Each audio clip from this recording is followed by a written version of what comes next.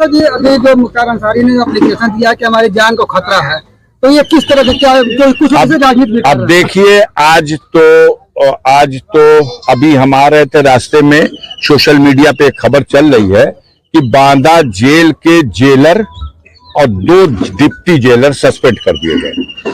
अब आप समझ सकते हैं, मुख्तार अंसारी की तरफ से न्यायालय में उनके वकील ने आवेदन किया कि जेल में उनको कोई ऐसा विषाक्त खाना दिया गया जिसमें जहरीला पदार्थ मिलाया गया था। इससे उनकी तबीयत खराब हुई, हालत खराब थी। अपने जो वर्चुअल पेशी पे वो आते थे कोर्ट के, उस पे भी पिछले 2-3 दिनों से तो नहीं आ सके। उनके जगह पे जब जेलर खड़ा हो रहा है तो वो कहता है कि नहीं, वो अस्वस्थ है इसलिए नहीं आ रहे हैं। इस बीच में हम लोग जानते हैं कि काफी दिनों से उनके हत्या करने का साजिश रची जा रही है और उनके बेटे मुख्तार अंसारी की ओर से, उमर अंसारी की ओर से माननीय सर्वोच्च न्यायालय में ये याचिका दायर की गई है कि उनके सारे मामले और उनको उत्तर प्रदेश के बाहर कहीं दूसरी स्टेट में शिफ्ट करके वहां ट्रायल करा लिया जाए और वहां उन्हें रखा जाए जुडिशियल कस्टडी में। अब उत्तर प्रदेश सरकार को नोटिस जारी हो चुकी है, उसमें कोई डेट भी फिक्स है, उसकी सुनवाई अभी चल रही है। और इधर इन लोगों ने देखा कि ऐसा ना हो कि कोई माननीय सर्वोच्च न्यायालय से आदेश ऐसा हो जाए, तो इस तरह का भी षड्यंत्र किया गया। हमारा मानना है कि मौत का एक दिन निश्चित है, लेकिन शैतान कोशिश तो कर सकता है और तमाम तरह की उनको मिटाने की, उनकी हत्या करने की कोशिशें हो रही हैं। उसके पीछे एक बड़ी वजह, जो सबसे जरूरी वजह है, वो ये है कि ब्रजेश सिंह जो हैं, उनके खिलाफ 15 जुलाई 2001 में जब मुख्तार अंसारी पर उसरी में आक्रमण हुआ था तो उनके खिलाफ नामजद अभियुक्त बना करके त्रिभुवन सिंह, ब्रजेश सिंह पर मुकदमा दर्ज हुआ था। उसमें गवाही चल रही है। तो हालत खराब यह है कि मुख्तार अंसारी कोर्ट में गवाही जब करेगा तो सजा निश्चित है। उसमें 5-6 गवाह गवाही कर चुके, तो उससे पहले कि उनकी गवाही हो जाए, उनके साथ कोई अनहोनी घटना हो जाए, ये प्रयास, ये षड्यंत्र, ये साजिश सरकार और अपराधियों की मिली जुली हिकमत के साथ उनके अधिकारियों के संरक्षण में ये सब अंजाम देने का प्रयास चल रहा है।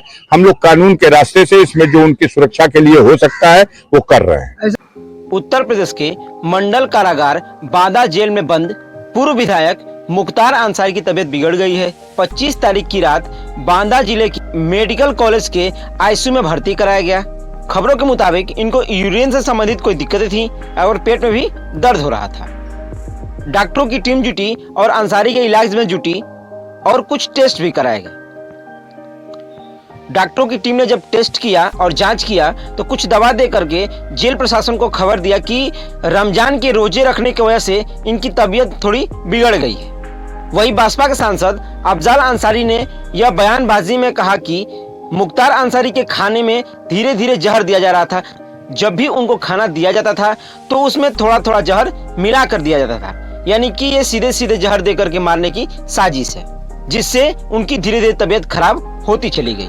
लेकिन अफजाल अंसारी के इस बयानबाजी को खारिज करते हुए जेल प्रशासन ने कहा कि नहीं, जो खाना सभी कैदियों को दिया जाता है वही खाना भी इनको भी दिया जाता है।